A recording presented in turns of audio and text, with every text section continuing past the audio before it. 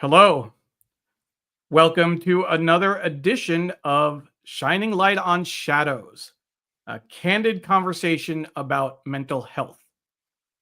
Our guest on today's episode is Melissa Ludtke, and we're going to be talking about the topic keeping quiet about clinical depression. My name is Neil Parekh. I'm the co-host of the show. This is Dawn Helmrich. This way, no, that way. She's my co-host. We've been doing this show for just under a year. In February, it'll be a full year. And our goal when we started the show was really to help, reduce the stigma around mental health. And one of the side benefits has been to create a community and create a space for people to share their stories. And I have to tell you, Dawn, that this episode in particular, I feel so proud of the work that we're doing. Melissa is sharing her story publicly for the first time of a decades-old experience with clinical depression. She wrote about it in her Substack in advance of the show, and today is the first time that she will be talking about it live. We should tell people that we are live on Facebook, Twitter, LinkedIn, YouTube, Instagram, and my website. And we encourage people to like, comment, share, retweet, do all the things that you do to tell people about the show. Even just as a quick, kind of overview, what's interesting is that for this show, we're going to be talking about two big themes, right?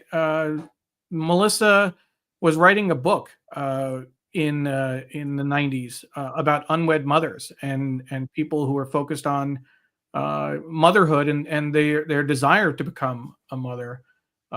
And Dawn wrote a very great, very poignant blog post about that, about her own experience about wanting to be a mother. So, Dawn, I know I'm jumping the gun a little bit, but it was so important. I want to give people a sense of kind of the range of topics we're going to cover today.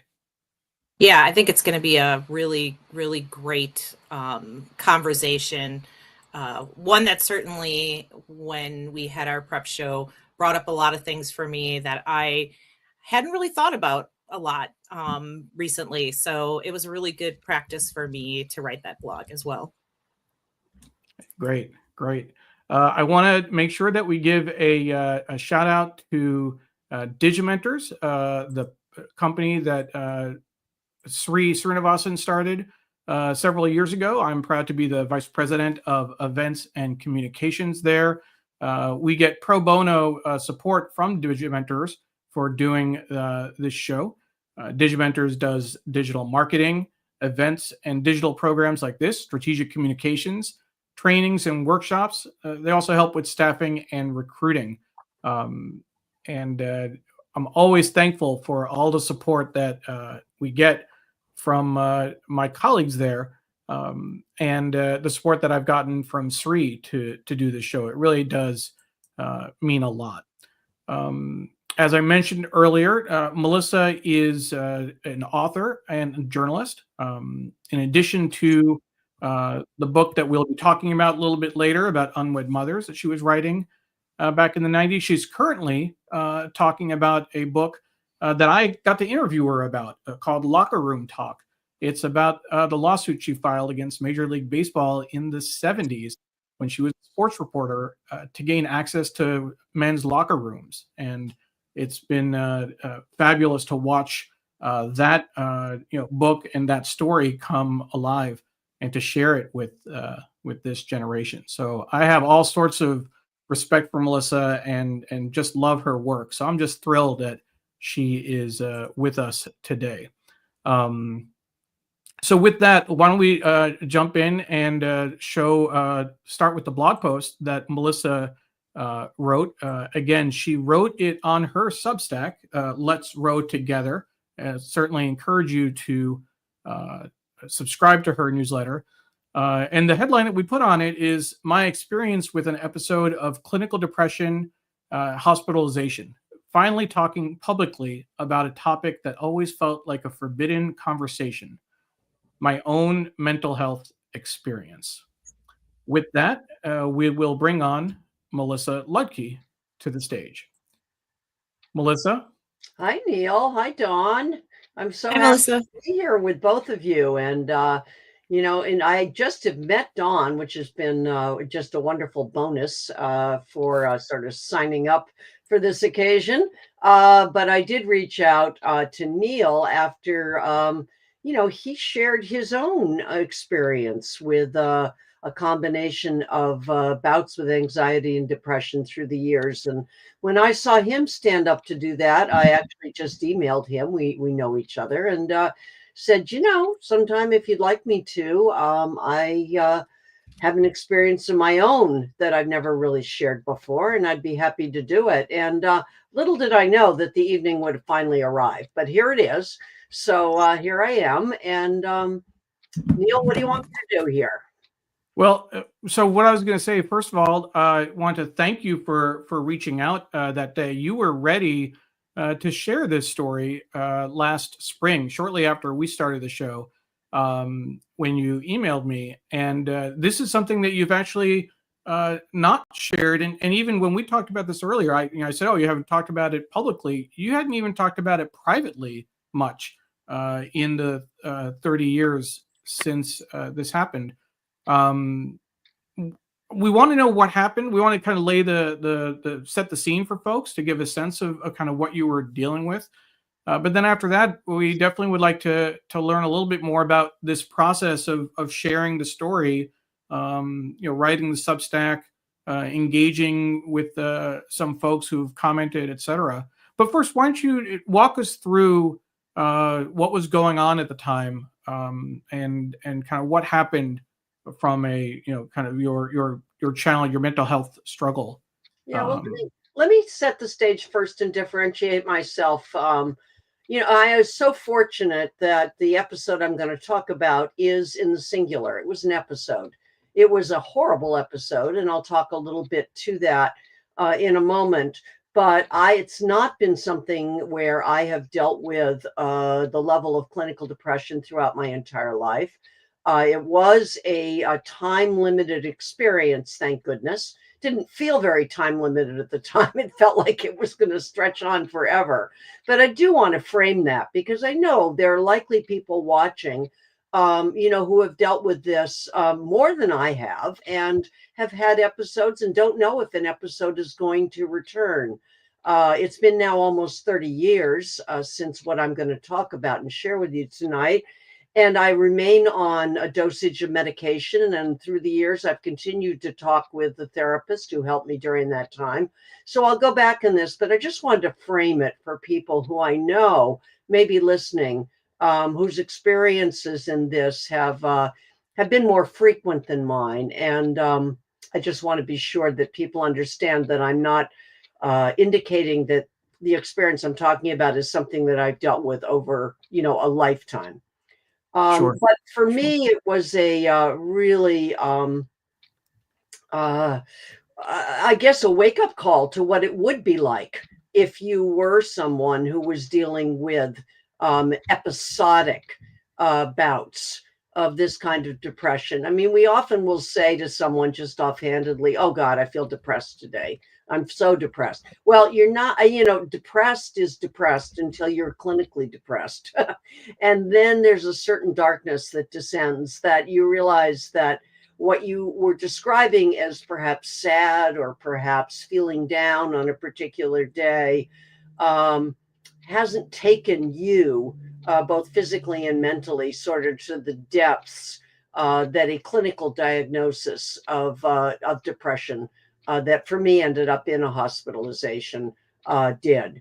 So let me just take it back because it really happened when I was in my late 30s, which is a vulnerable time, I think, for women, particularly women who want to have a child and haven't yet found a circumstance in their life where they feel prepared to do that, either through being married and finding a partner to do it with, or in the case of my generation, really charting a new path in many ways, where you have like single mothers by choice, where women who were, economically able to support themselves and potentially support a child were wrestling with the idea about whether that was something that they should do, could do, wanted to do. And I fell into that sort of pioneering generation in that experience. I came about it because I had sort of put my chips on the idea of a marriage with a man I had been dating in my mid 30s for about 3.5 years. And it came to a point where it was quite, I realized that although he said that sort of offhandedly that he'd married me, a child was out of the question. And I think I was maybe smart enough at that point, I seem to be in retrospect, to have not believed that I could marry this man and have him change his mind, that was actually the best course to go. So over the course of time, I did attend these support groups for single mothers by choice. And that led me eventually to make the decision to try to become a mother through donor insemination. I went through that for almost a year unsuccessfully and got to the point where doctors were prescribing hormones to try to increase the likelihood that I could get pregnant. And what I discovered very quickly with the hormones is that my body wasn't a good candidate for taking hormones. That it was really, really disrupting my mental capacities, my mental freshness or ability to really think clearly. It was becoming more muddled. I didn't feel right. I felt jittery. It just wasn't working. And so at that point, I made a very abrupt decision, but one I really stuck with, and that is to say that wasn't going to work for me. And at that point, I really cut off that possibility of going that course in order to become a mother. I wasn't clear that I had a different course, but I knew that that wasn't going to work for me. So that was in the very late, early 90s. And by 1992, which was roughly maybe 2 years after that, we jump ahead.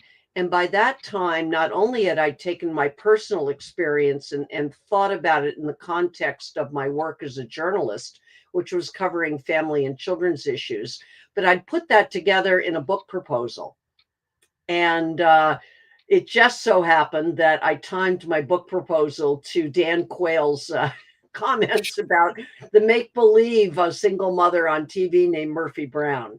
And within a week, I found myself having sold a book to Random House, and off I was to writing a book about unmarried motherhood in America, which is something that, of course, I'd set out to do, but I'd stopped myself, in the course of doing it.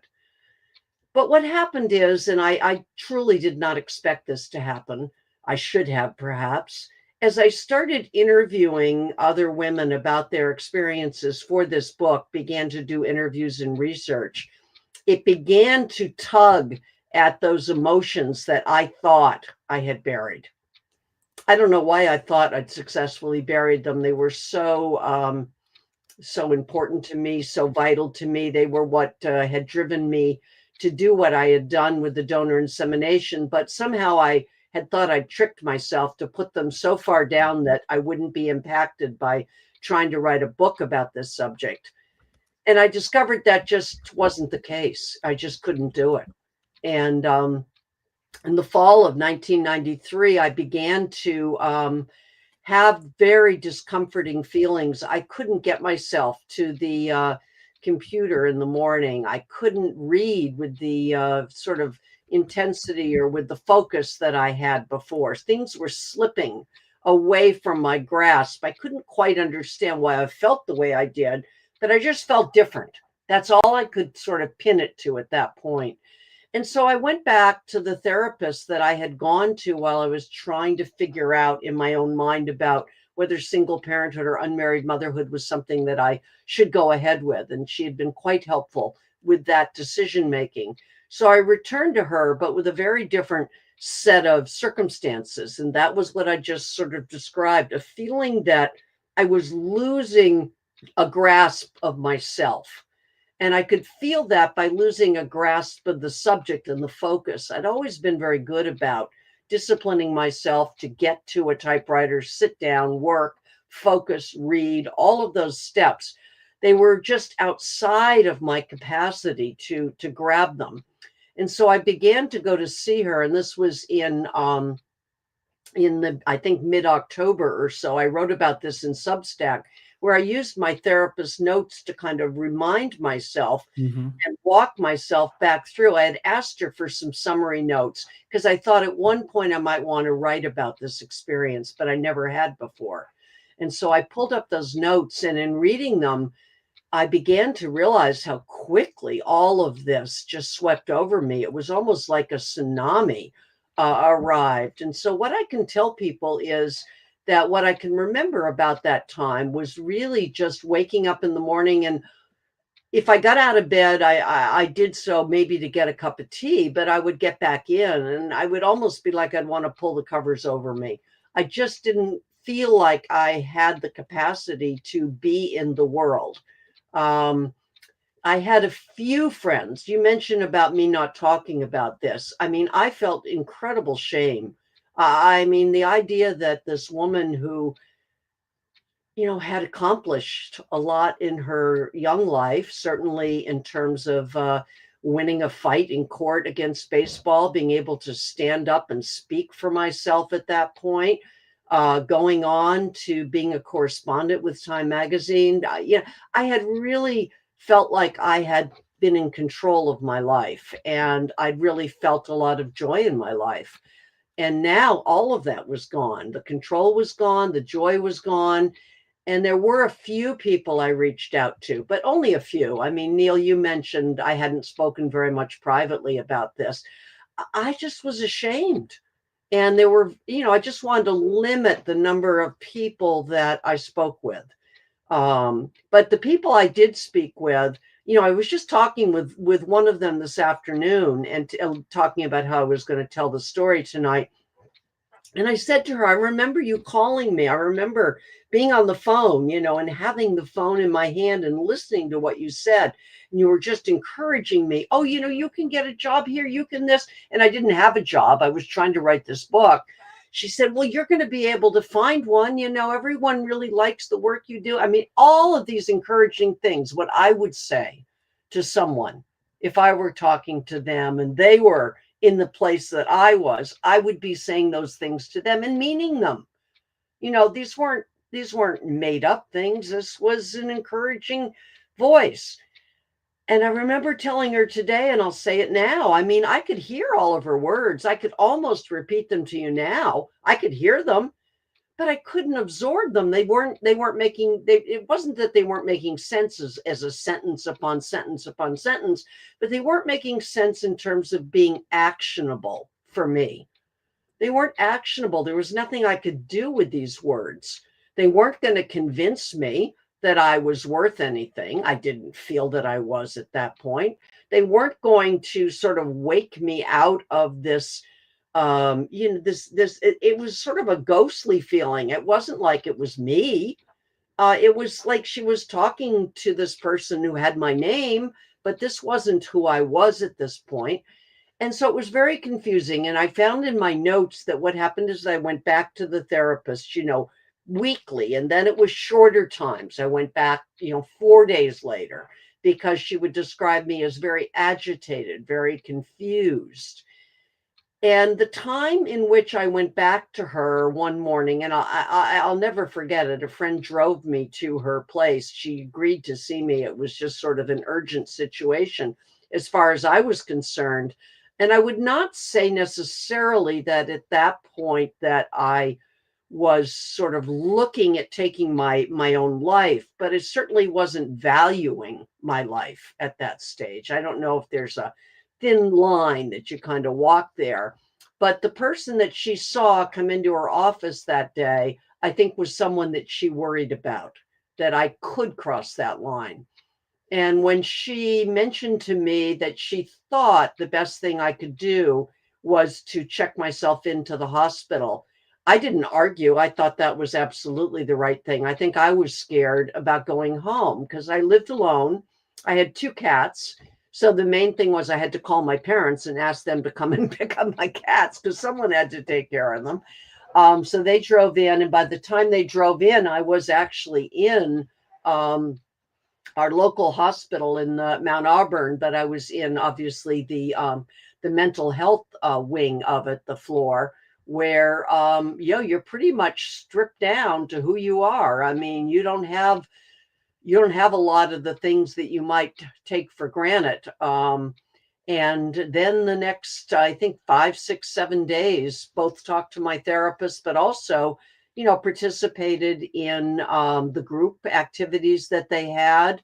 There was a pay telephone, and this tells you when it was. I mean, so long ago, there was a pay telephone on the wall, and there were a few people that I would, kind of call.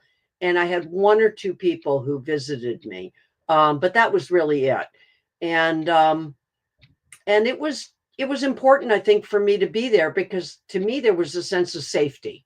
And I don't know if that makes sense, but it was maybe safety for myself.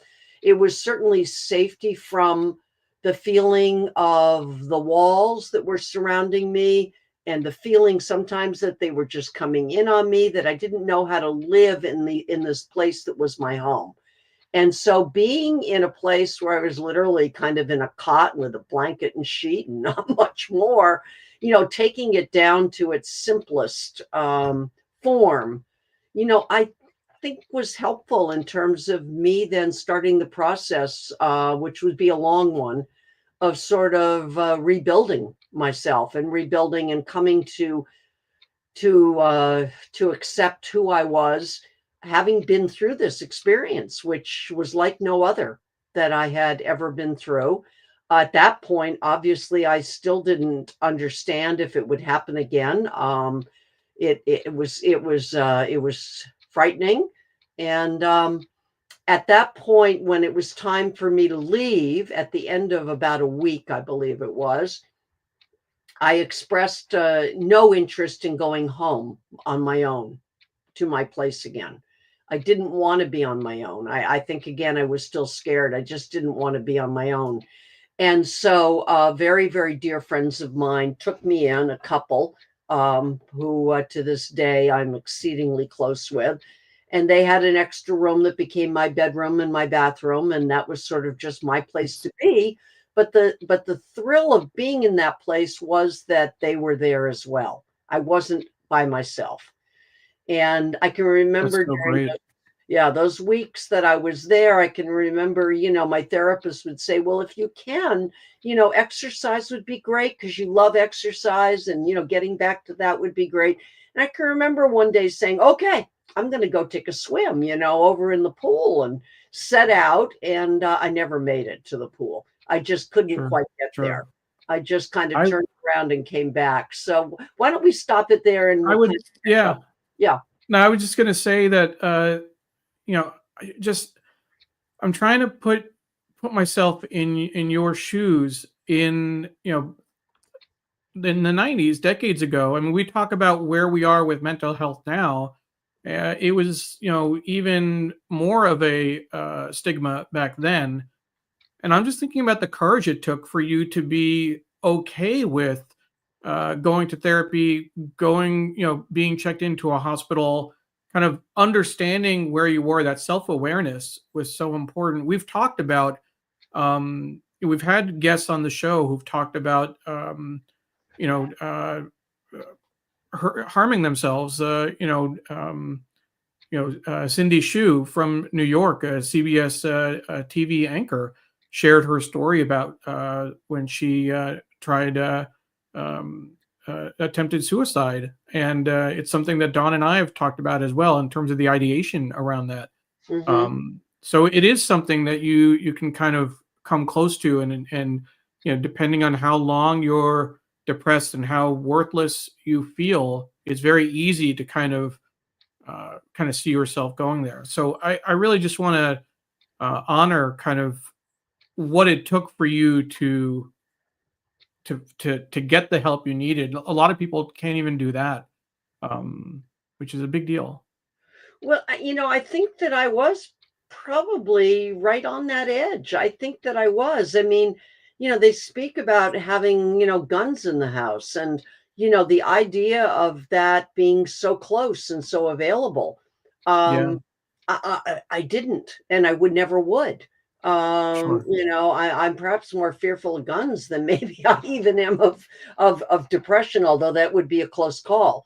But I think that the combination of having sought out therapy and being familiar with a therapist because of wanting to talk through my decision about unmarried motherhood, because I had so many sort of pros and cons, and can I do it? Is it fair to the child, to not have a father? I walked through all of these things over and over again. But to have a therapist who I felt comfortable with, who I felt knew me, I sometimes wonder, what would I have done if I hadn't already had that relationship? Would I have had the wherewithal in the state of being that I was in at the time, or the frame of mind at that time, to have reached out? And I can't answer that question. I don't know. I Sure. mean, I think that it would have been very, very hard for me to do what came naturally to me as a journalist, is pick up the phone, dial a number, find someone, reach out, ask a question. I wasn't capable of any of that at that Of point. I course. couldn't Of do that. course. But I could remember that this woman, who was such a help to me in just talking, was someone, maybe I just needed her, and reached out and found her. Yeah. So I want to, Dawn, you want to jump in real quick, and then we'll say hi to some of the folks who are watching. If you just unmute yourself, Dawn, we can get you. Sorry about that. That's all right. Yeah. So I just wanted to make a quick comment, because I think that a lot of times there's this misnomer or misunderstanding that people who are successful don't experience clinical depression, or don't experience depression at all, because for some reason people link, Mhm. successfulness to, you know, pure bliss and happiness. And that isn't always the case. So I heard you when you were talking, Melissa, about like, well, I had been and, I had this career and I had all these things happening and I was really successful. And then this imploded. I think it's really important to understand that two things can be true at the same time. Yeah, they sure were. Yeah. Yeah, yeah. And people, good meaning, wonderful people, close friends to this day, who had not ever experienced depression. I'll tell you that now, one of the things, having gone through this, it gives me a window in terms of how to listen to a person who has depression. I put listen first before I say talk. Listen, and be sure they know you're listening and that you're hearing them. Um, and I know much more about that now, so I feel like it can be a little bit more useful, to friends now who are going through this. Um, but you're right. I mean, the tact that most people do, which seems the natural one, is to be reminding you again and again of how successful you are, how successful you can be, how successful you will be, that Yeah. you do have a future. And that is totally common sense. It makes absolute all the sense in the world to be telling that to a person who is, in your notion of things, feeling down. But what you don't know is that it's not just feeling down, it's that your mind is no longer functioning in a way that is going to, on its own, lift you up. You just don't know that. You don't understand that when you're saying it. And it's not to criticize people. I totally, totally understand why they do it. And I love them for doing it. And I love that to this day, I remember them doing it. And I remember, the care that they gave and the way that they wanted to encourage me. And it was really them just sending their love. That was the long and Sure. short of it. But I also want to just make a point that, in our healthcare system today, with telehealth and all of the kind of restrictive and challenging circumstances that go into medical care today, and just finding it, that I am absolutely convinced that if I'd had a doctor who just handed me pills and said, here, take these, it's going to be a little while before they click in, but they'll click in and you'll be okay. I don't know if I would have made it. I mean, I think that I really needed to have someone there who was both listening to me in terms of what I said, and the fear, the sadness, everything that I was feeling, that whole convoluted mix that was coming out of me at the time. And then to have the insight to perhaps echo some of it back to me, to be able to give me some clarity on what I might actually in reality expect to happen next. Not that it was going to be sugar coated and everything was going to be fine. And, my future was all a yellow brick road. All I had to do was follow it. I mean, that wasn't what I was hearing. I was hearing that, it was going to take me some time to rebuild, but she was going to be there with me, and that taking the medication was going to give me in time.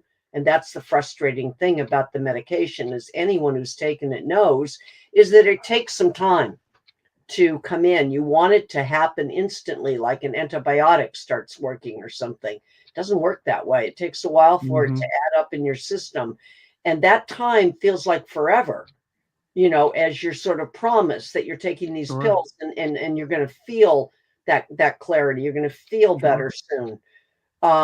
But that's why it's, I think, very, very important to mix together the talk with the medication. And I'm fearful that too many times today, particularly with where our healthcare system is going, particularly with mental health care, that those two are no longer as linked and as vitally linked as they once were, or that I was fortunate to have.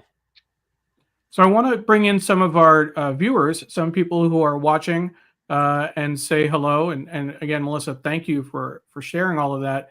Apollo is watching from Philadelphia. Apollo, thank you for joining us. One of our more frequent, loyal viewers. And Apollo has a comment. Sometimes people are depressed without knowing. So awareness is a learned but critical tool that can help when triggers happen. Yes, I've not found the psych ward to be uncomfortable, but I've been able to build a life that reduces major shifts in mood and mindset. I haven't been in a psych ward in over 8 years. Apollo, thank you for sharing that. Really, really appreciate that.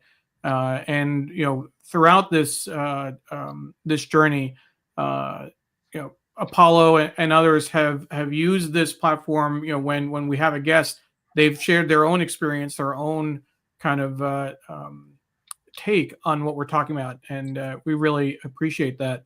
I want to read off a comment from Instagram, and I have to look this way, so my apologies. I hate doing that, but this comment is too good. Lauren says, this is such a great point.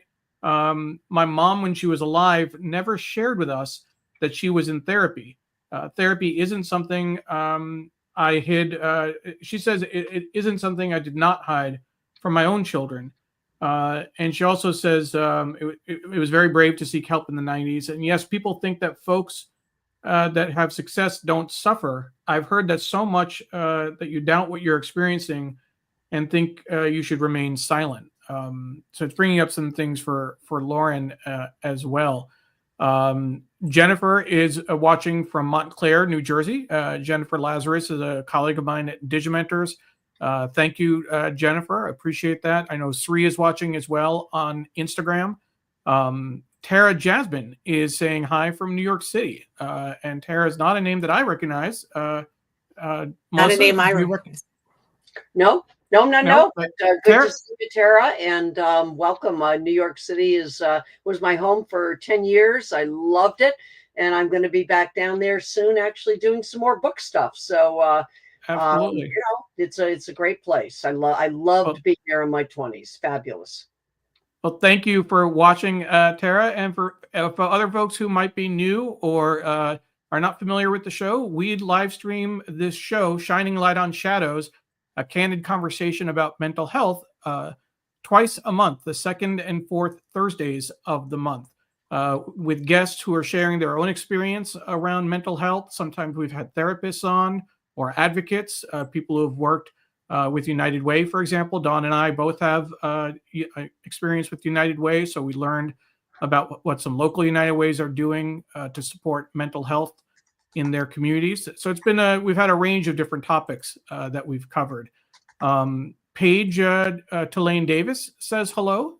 Paige, thank you for joining us. We have Jonathan watching from the East Village. Always a pleasure to have you, Jonathan. And Diane is watching. She says, amazingly fortunate to have had experience with a good therapist. Finding one is 1/3 of the battle. And I want to give a special shout out to Diane.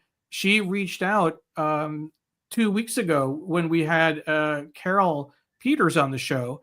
And I just put in a mention in the social media post that Melissa will be joining us in our later show in January. And Diane reached out right away and said she planned on watching. So Diane, thank you so much for showing up. Jim Newberg is saying hello from the other side of the wall. Jim is Dawn's husband, so he's over there somewhere or there. But he appreciates what you're sharing, Melissa. And we have my mom saying hi from Tampa, Florida. My mom watches every episode, so thank you. And she said that you're doing very important and useful work. So thank you so much. Paige is watching from Ohio to fill in that detail. So with that, before we go to Dawn, I want to Dawn's blog post. Melissa, did you have something you want to say about Apollo's comment? To something Apollo said, because I think it's a very important part of this journey. As I've said, even though I had one episode that was the really terrifying one for me, I think he's absolutely right that there becomes an awareness after you've gone through this that you never lose. I don't think I'll ever lose that. It's a learned and critical tool. I think he's absolutely right in saying that can help when triggers happen. Again, perhaps it's just my personality, my way. I felt like, when I wanted to be off of all the medication and prove that I was kind of healthy again, and on I would go with my life, and, all would be as it once was. And, it just doesn't work that way. It didn't work that way for me.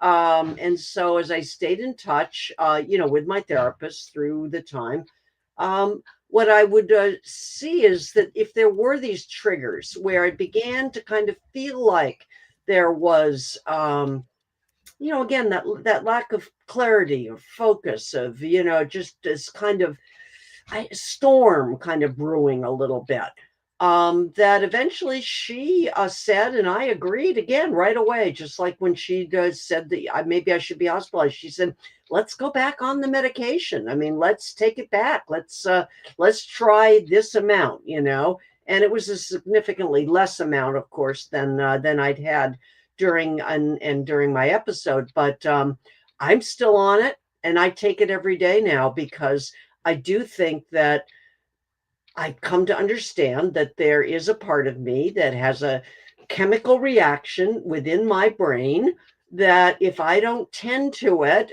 both in terms of perhaps my exercise, my sort of sociability with people, being out in the community, not isolating myself, if I don't tend to that, things can go very quickly. I watched that happen once. I never want it to happen again.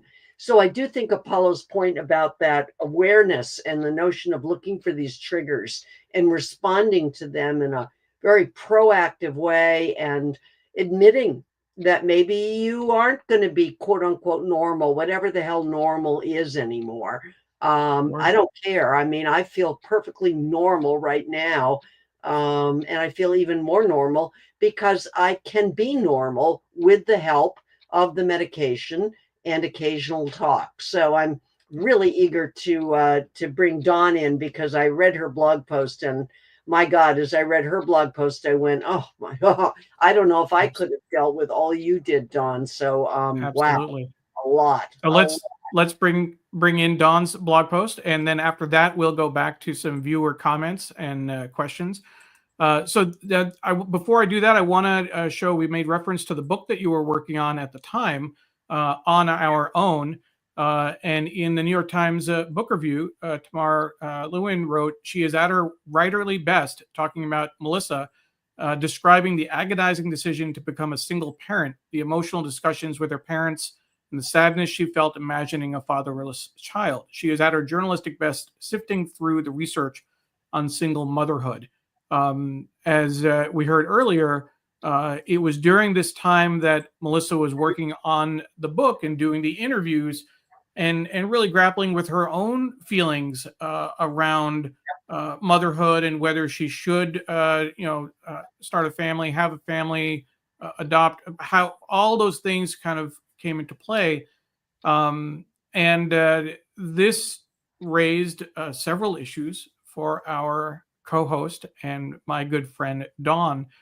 She wrote her blog post, kind of building off of that theme. I want to read a quick pull quote from it, and then ask Dawn to talk a little bit more about her post.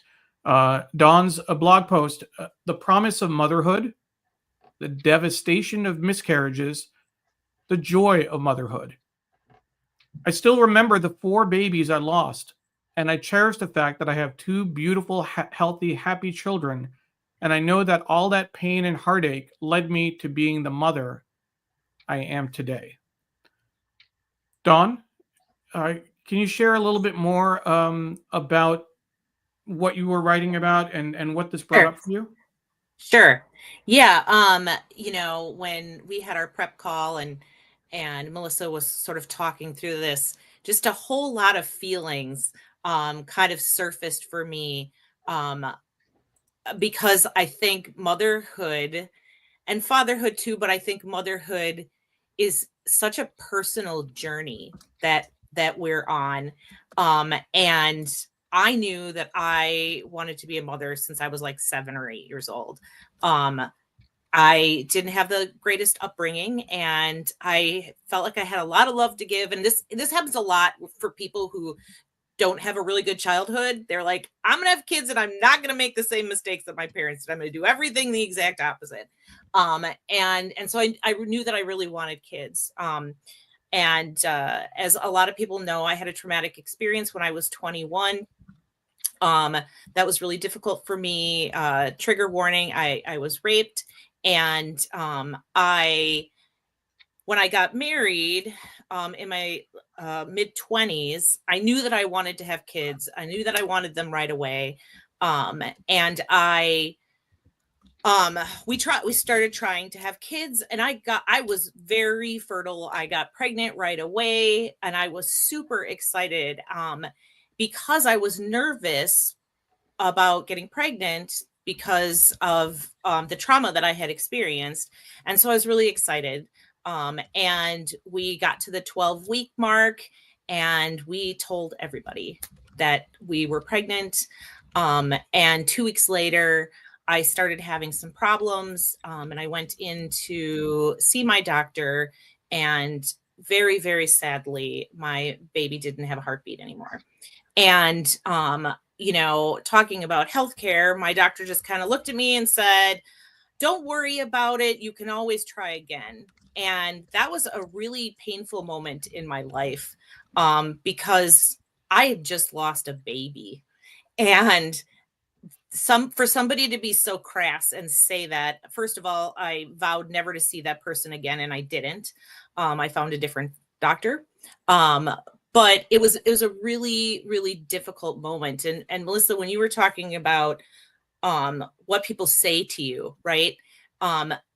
People have such good intentions, Mhm. but in those kind of moments, what you really need is for somebody to listen to you, not to tell you how lucky you are that, you can try again, or, all of the things that people say, that they're trying to be helpful. And it's just like you said, Melissa, I wasn't capable of accepting Mhm. the kind of help people were trying to give me. I just wanted somebody to say, that really sucks. You have to be so hurt. And nobody really said that because, people want to be encouraging and they want you to, they want you to just like get over it. And some things you just don't get over. And, unfortunately for me, I had 3 more pregnancies and 3 more miscarriages. And each one of those was very painful. And so I finally found a doctor who was an infertility specialist who didn't guarantee me anything, but promised me he would try his hardest for me to have a healthy baby. Hmm. And when I got pregnant with my daughter, I missed the opportunity to feel joy because I didn't think that I was going to be able to have her. And I was convinced through my whole pregnancy that I was not going to be able to have her. Yeah. And so the day that she was born was probably the most joyful day of my entire life that I've ever experienced, because I cherished the fact that I was able to have this kid, this amazing little girl. And I was able to get pregnant pretty much 9 months after that with my son, and able to have 2 beautiful children. And as I was writing the blog yesterday, I realized that this show is actually on my daughter's 24th birthday. Mm. And Wow.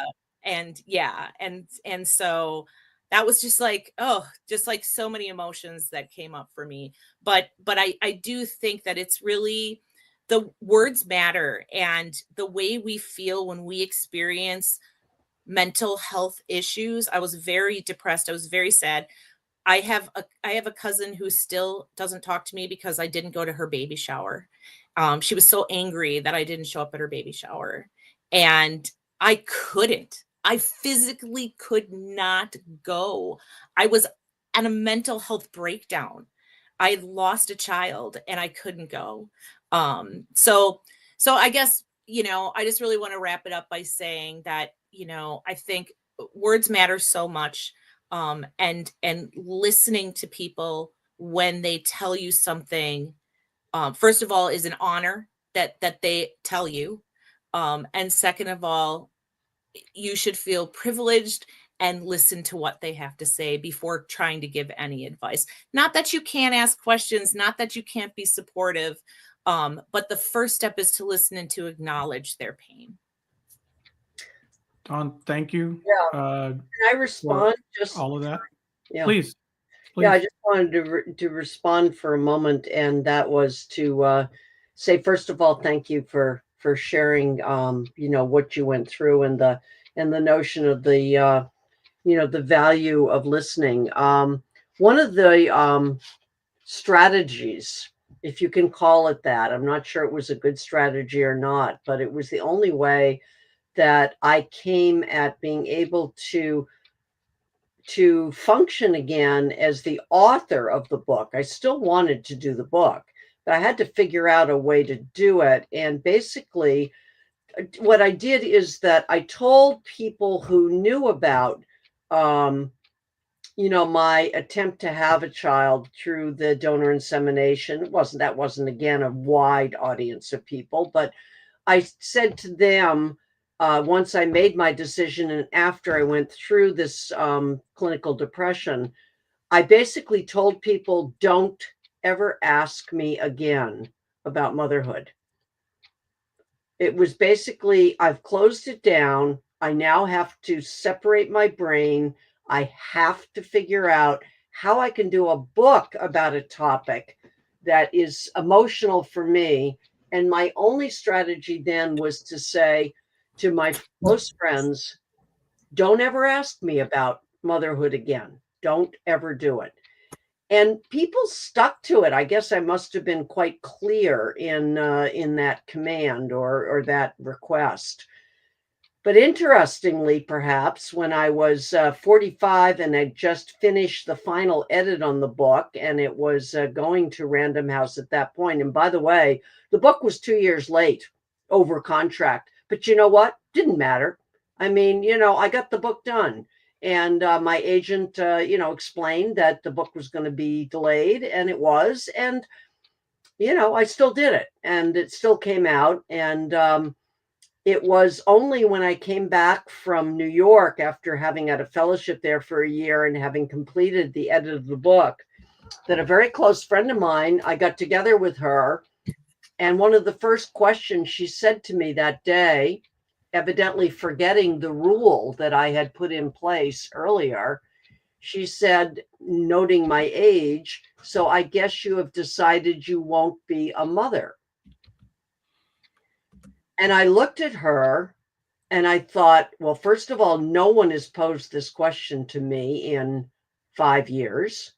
But now that you're posing it, no, I haven't decided that. I mean, I just blurted it out. She ran in the house. She got a piece of paper and came out with a phone number and the name of a woman who's now become one of my closest friends. And she said, here's a young woman. She's in her 40s. She's going to China to adopt a child. She's a single mother. Call her. And that night I called her. And the next morning I signed up with China Adoption with Love to go to China to adopt the young girl, the 9-month-old baby, who is now my 28-year-old daughter.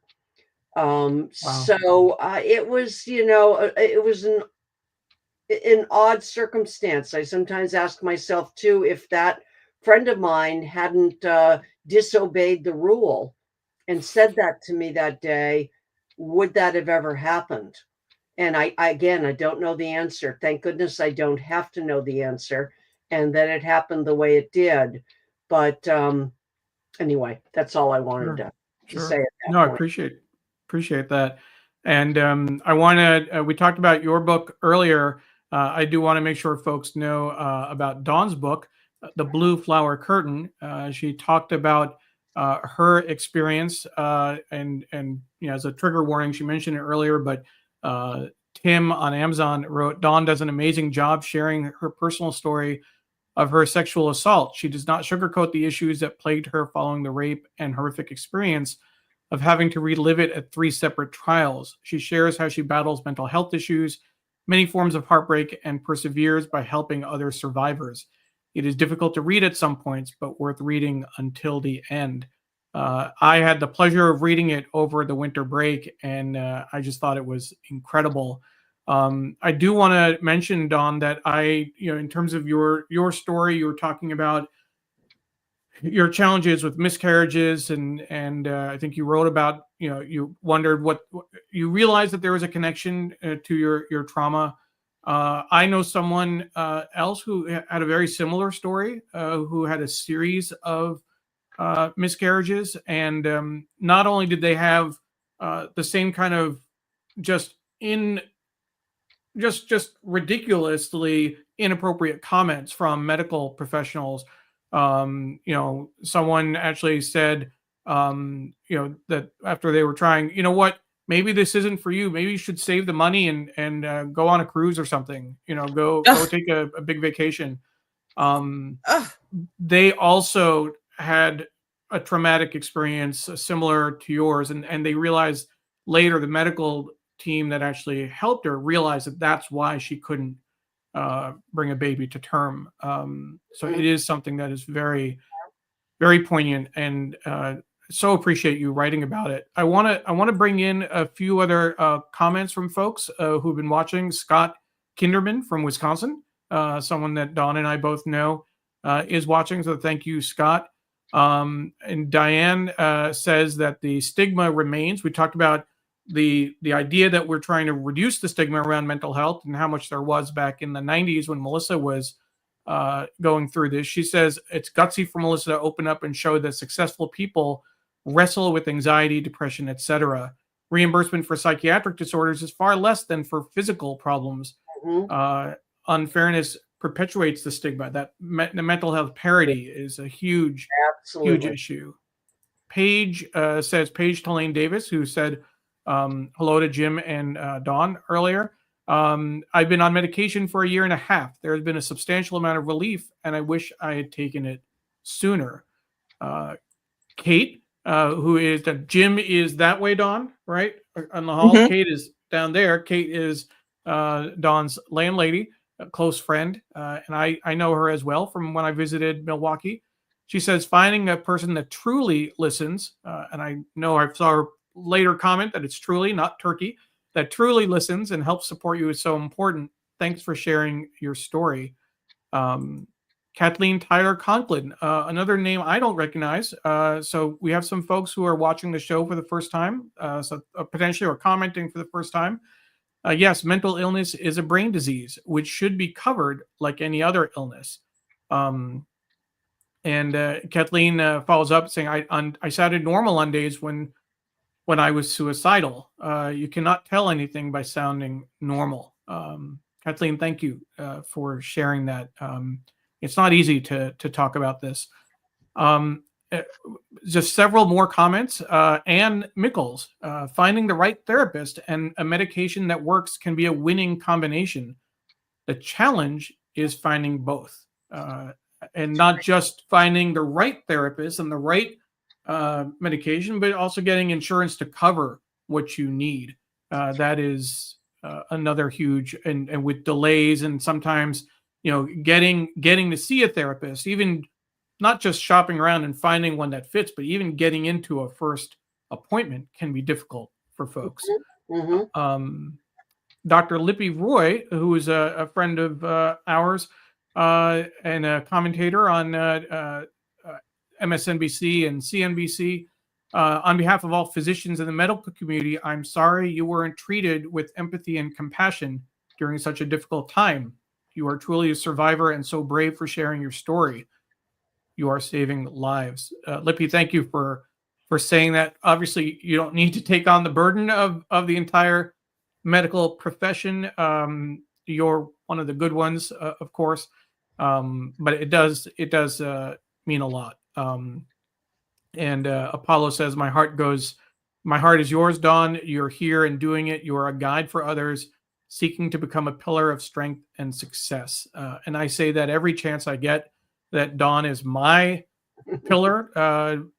She is, when we talk about, sharing our stories and kind of opening up to the world, as we mentioned earlier, I'd never said the words anxiety or depression out loud before last year, before we started the show. And every twice a month, we're doing this live discussion with guests, and we're exploring different issues, and it's bringing up a lot of stuff. And I would say even the last episode of the year was almost like a review. We used this guide for healing from trauma, and I used it as a review of kind of where I was in terms of mental health. But even with that, I don't share everything. I don't talk. I don't post every time that I get stuck, or that I get overwhelmed, or that I feel like I've not performed to expectations. And I look to Dawn as my inspiration, because she does. When Dawn is feeling, she writes about it, and it makes it easier for other people to think about it and talk about it and feel it. And so, Dawn, I am always grateful for that, and grateful for your leading the way in that regard. A few other comments as we're approaching the end of the show. Diane says, shame slows down the health process. No reason to feel it, but so understandable because society is so judgmental. My mom says, Melissa and Dawn, both of you have expressed your feelings around these challenges. Others will be motivated, presumably, to share their story as well. Arlene Schulman is watching from Inwood in Uptown New York City. Arlene, always great to have you watch the show. Apollo says, yes, paying out of pocket and getting his insurer to reimburse me meant a lifetime on the phone, but I did it, and it's worth the better life I have today. And Rose says, greetings from Needham, Massachusetts, up in your direction, Melissa. Proud to be the friend Melissa talked about. Rose is the name that was on that that little piece of paper with the phone number. Who I talked to. Wow. And her daughter Ming and my daughter Maya have been friends ever since. And Rose and I are dear friends and brought together through that shared experience of being single mothers who adopted daughters from China. So that's amazing. Yeah. Thank you so much for watching, Rose. For everyone who joined us, and as a reminder, if you joined us late, want to make sure you know that as soon as the show is over, you'll be able to watch the show from the beginning, where Melissa shared her story in detail on Facebook, on Twitter, on LinkedIn, on YouTube, on my website. Just a few minutes after we're done with the show, you'll be able to watch it from the beginning. We will also put it on Instagram. If you're on Instagram, it'll just take a little bit longer to get the video up, but it will be there. And we certainly encourage you to watch. And if you're watching the replay, and if you made it through to the end, thank you. Please feel free to leave a comment. We will certainly respond. Again, for folks who are new, we do this show twice a month, the second and fourth Thursdays of the month. Our next show is going to be February 13th because of the way the calendar falls. And our guest is going to be Tim Fielder. Tim is a friend of mine and a graphic artist, but he also expressed an interest in being on the show, and he'll be talking about eye movement desensitization and reprocessing, EMDR, as a way of dealing with trauma. So we are looking forward to that. I am always going to include Dawn's picture on the card for the show because she is always an important part of what we do. But alas, she will not be with us for this next episode for February 13th. Dawn will be on a much needed and much looking a vacation she's looking forward to. So we will give her that episode off, but know that you will still be with us. Another comment from Instagram, Lauren is saying, I remained silent for years because I thought accepting abuse, I was strong enough to take it, was better than raising a fatherless son. What I didn't expect is what would come next. And that your friend was brave, she says at the end. A quick note before we go, we do try and end the show at an hour, but I do want to make sure we share at least a few resources with folks. NAMI is a great organization that offers support. It's a National Alliance on Mental Illness. You can reach them at 1-800-950-6264, 1-800-950-6264, or NAMI.org. They have a stat: 1 in 5 adults suffer or have suffered from mental illness at some point in time. We also shared resources from Mental Health America. 18% of adults have a mental health condition. Over 43 million Americans. You can reach them at 988lifeline.org or mhanational.org. Those are their websites. Dawn and I also always share this resource from RAINN and this stat: every 68 seconds an American is sexually assaulted.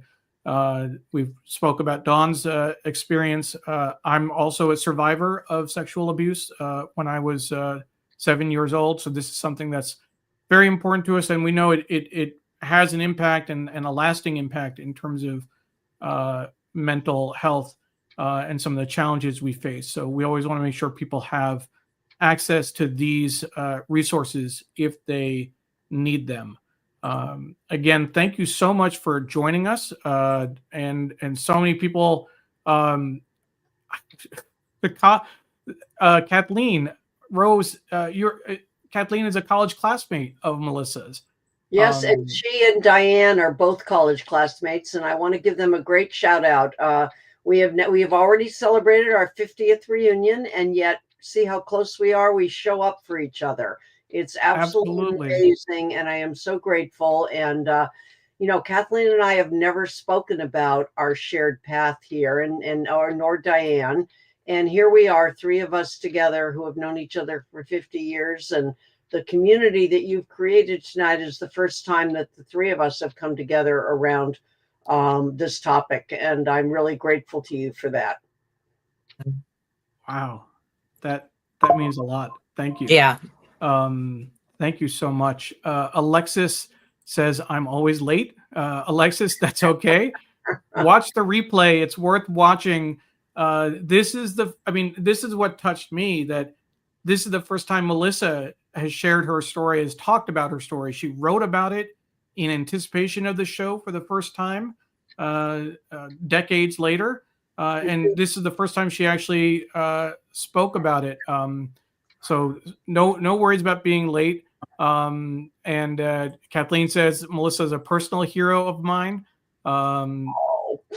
Be sure to get Melissa's latest book, Locker Room Talk. Absolutely. I mentioned it earlier in the show about the lawsuit that Melissa brought when she was in the 70s, when she was covering Major League Baseball. She sued to make sure that women sports reporters had access to the locker rooms so they could do their job. And Melissa, thank you for that. And I had the privilege of interviewing you on Sri's Sunday New York Times read-along to talk about that. So thank you. That was fabulous. And that's where I met your another community member, Arlene Schulman. Arlene, yes. Met in the community that you established that day. And Arlene and I are going to do an event in New York together on March 19th. She's going to moderate a talk that I'm going to be giving in person in New York. So you see what your community does, Neil? It brings people together. And here's Arlene again tonight. So it's fabulous. Absolutely. And I will say that we actually had a review of that show on the read along when you talked about the book. Yeah. And if I can find it, I'm not finding that comment, but it was someone had said that you did a great presentation on that show about Locker Room Talk. So they appreciated it. I think it might have been your mother. It was I was trying not to say it was my mom, but it was my mom. I just can't find the comment now. Kathleen did say, though, I was on the board of NAMI for 3 years and produced 3 fundraisers for them. So that is really great as well. Thank you, everyone, for spending the time with us this evening. Please, if you're interested, you can find more information about the show on my website, neilparekh.org/shininglightonShadows. And we appreciate all of the support and all of the love that you're giving to all three of us. So thank you for being here. Melissa, thank you so much for everything you've done and for sharing your story after so long. You have reached so many people and opened up this conversation in ways that we're glad that we created a space, but you drove right through there. And I think so many people are going to benefit from hearing you tell your story. And it's never too late to share your story, whether it's personally, privately with a few friends, or whether it's publicly like this. But thank you for setting that example. Well, Neil, you gave me the sense that I could. So thank you. And it's just been such a pleasure meeting Dawn. And now I have another book to put on a pile on my bed. Absolutely. Like the Leaning Tower of Pisa. Community and communication. And we'll end with Kathleen saying thank you so much. Thank you, Melissa. Good night.